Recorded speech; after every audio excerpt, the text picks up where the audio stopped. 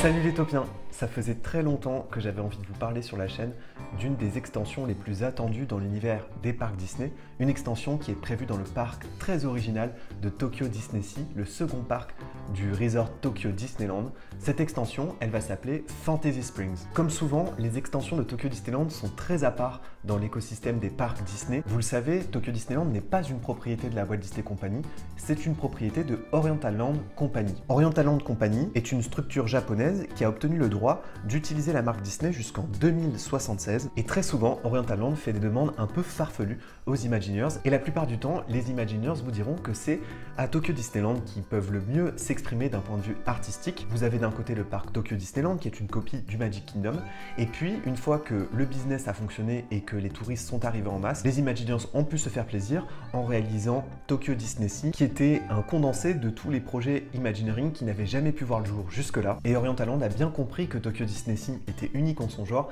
et continue à faire des demandes farfelues et Fantasy Springs est une demande farfelue et vous allez très vite voir pourquoi. Fantasy Springs c'est une sorte de New Fantasyland. Le New Fantasyland existe déjà au Magic Kingdom, il y en a un aussi à Tokyo Disneyland, une extension sur des univers Disney très connus, très populaires mais qui jusque-là n'avaient pas été imaginés en attraction ou en land, ou en tout cas pas de cette façon-là. Fantasy Springs va se situer dans le fond de Tokyo DisneySea et sera donc à proximité du New Fantasyland de Tokyo Disneyland. C'est donc une zone similaire à Fantasyland, mais elle est bien dans le parc Tokyo DisneySea et elle comprendra 3 zones thématiques différentes, une sur l'univers de la Reine des Neiges, une sur l'univers de Réponse et une sur l'univers de Peter Pan. 3 univers qu'on retrouve déjà dans les parcs Disney, mais qui n'avaient jamais été reproduits de cette façon pour une extension. Et enfin, un hôtel de luxe, une sorte de Disneyland Hotel sera ajouté à cette zone. Ce sera l'hôtel de luxe le plus cher de tout le resort et possiblement l'un des hôtels les plus chers de l'histoire des parcs Disney. Et à l'origine, cette extension devait ouvrir ses portes en 2023 dans le cadre du 40e anniversaire de Tokyo Disneyland. Et je précise que l'hôtel permettra de donner un accès direct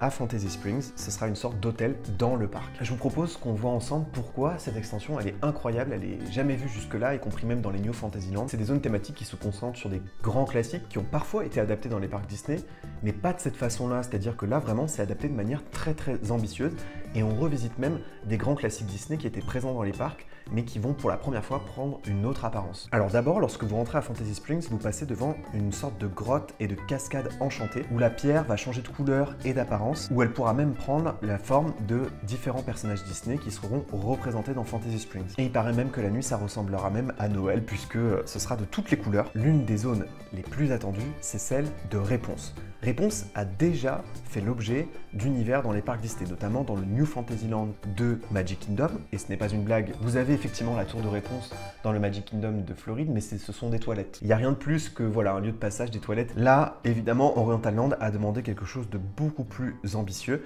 et donc il y aura pour la première fois une attraction Réponse dans un parc Disney. Les guests, ils vont monter à bord des fameuses gondoles qu'on voit à la fin du film. Ce sera donc une excursion en bateau, et évidemment, ce sera très romantique. Ce que j'ai compris de l'histoire, c'est qu'on suit la fuite de Réponse, c'est-à-dire ce moment où elle quitte sa tour pour aller assister à la fête des Lumières. Et bien entendu, on attend une scène culminante dans l'attraction qui sera I See the Light, donc ce moment où les lanternes s'envolent dans le ciel en plein cœur du royaume de Corona. Et donc là, les Imagineers apparemment vont reproduire pratiquement à l'identique cette scène avec nos propres gondoles. On avait déjà parlé ensemble de l'attraction de La Belle et la Bête, une attraction ultra réaliste, c'était une vidéo d'ailleurs qui vous avait beaucoup plu. Je pense que ce sera une scène qui sera reproduite à l'identique comme cette fameuse scène dans La Belle et la Bête avec des animatronics hyper réalistes. Comme c'est un land, il comprend aussi un restaurant. Ce sera la taverne de The Snuggly Duckling. Le deuxième univers qui est très attendu à Tokyo DisneySea, c'est celui de Peter Pan, avec d'abord comme paysage la reproduction du pays imaginaire, ce que nous, on a la chance d'avoir à Disneyland Paris, ce que malheureusement les visiteurs de Californie ont perdu.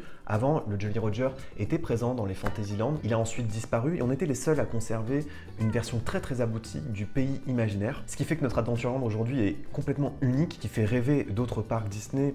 La preuve en est, c'est qu'ils ont demandé une reproduction de ce paysage, mais la différence, c'est que nous, c'est un Adventureland qui comprend Pirates des Caraïbes et qui est une extension de la zone de Peter Pan, là où où ici ce sera complètement dédié à l'univers de Peter Pan et uniquement l'univers de Peter Pan. Il y aura 2 attractions, en tout cas 2 expériences et un restaurant. Il y aura donc le Jolly Roger, le Skull Rock que nous on a aussi à Disneyland Paris, et il y aura donc une attraction qui s'appellera Neverland Adventure. Les Imagineers ont décidé pour la première fois de s'éloigner de Peter Pan Flight, qui est une attraction iconique des parcs Disney, une des plus anciennes, pour proposer une toute nouvelle expérience autour de Peter Pan. Et donc là, on sera directement plongé dans l'univers de la jungle à Neverland et on s'envolera. Le but, ce sera de sauver Wendy qui s'est fait attraper par le capitaine Crochet. Comme dans Peter Pan Flight, les bateaux, ils vont s'envoler, mais au début, apparemment, ils seront plongés dans l'eau. Et ce qui permettra que les bateaux s'envolent, on va croiser la fée Clochette qui va nous asperger un petit peu de poussière de fée, ce qui va permettre à ce que les bateaux s'envolent. Donc il y a une sorte de twist aussi dans cette attraction, puisque à l'origine, on serait plongé dans l'eau et ensuite dans les airs. Donc l'aventure démarrera bien dans la jungle, mais dans l'eau. C'est pas encore quel type de technologie va être utilisée. D'attraction type Small World, Pirates des Caraïbes,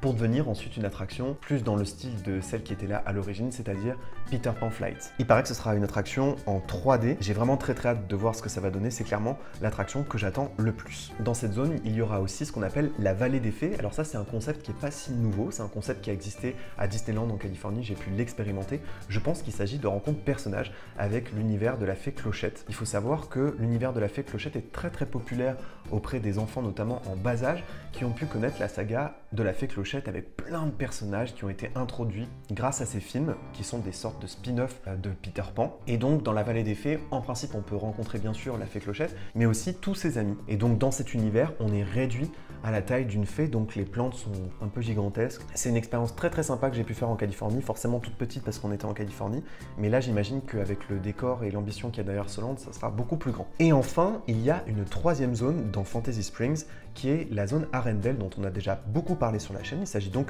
d'une copie de cette version du monde de Frozen qui est dupliquée un peu partout dans le monde, et la première zone qui ouvrira est celle de Hong Kong Disneyland. Elle est donc prévue à Tokyo Disney Sea. On l'attend aussi bien entendu à Disneyland Paris. Donc là ici, vous le savez, dans cette zone, il y a une attraction qui est une reproduction de l'attraction Frozen Ever After qui est présente déjà à Epcot. Il y aura, paraît-il, aussi un restaurant à l'intérieur du château. Tout ça est un petit peu flou, mais il me semble quand même que c'est une copie de tout ce qui a été déjà fait autour de cet univers sur lequel la Walt Disney Company mise énormément puisqu'il est dupliqué quasiment à l'identique un peu partout. Et enfin, le tout nouvel hôtel Disney. Cet hôtel, il y aura 475 chambres. C'est un hôtel qui donnera une vue imprenable sur le port, mais qui sert aussi de background à Fantasy Springs et qui marque la fin de cette zone thématique. Très peu de choses ont fuité sur cet hôtel. Je trouve qu'il a un petit style victorien, mais aussi aquatique. Et j'ai très hâte de voir ce que ça va donner. J'espère que cette extension inspirera les Imagineers pour pouvoir adapter certaines de ces attractions, soit dans les New Fantasyland. Pourquoi pas rêvons aussi peut-être à Disneyland Paris, surtout qu'il y a des zones qui se ressemblent, comme la zone Peter Pan par exemple. Merci d'avoir regardé cette vidéo les taupiens. N'oubliez pas que vos rêves sont éternels. Bye!